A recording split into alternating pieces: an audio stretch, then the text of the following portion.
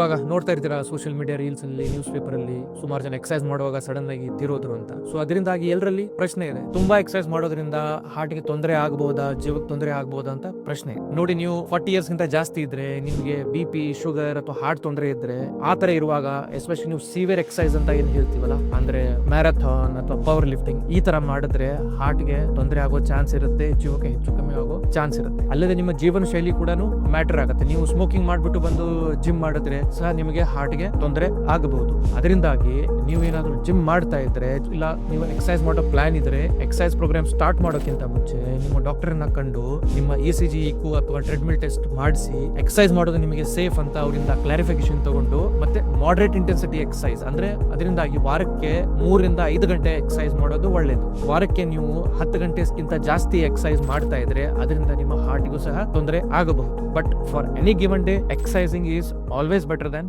Not ಎಕ್ಸರ್ಸೈಸಿಂಗ್. ಈ ವಿಡಿಯೋನ ನಿಮ್ಮ ಎಲ್ಲ ಫಿಟ್ನೆಸ್ ಫ್ರೀಕ್ ಫ್ರೆಂಡ್ಸ್ಗೆ ಶೇರ್ ಮಾಡಿ.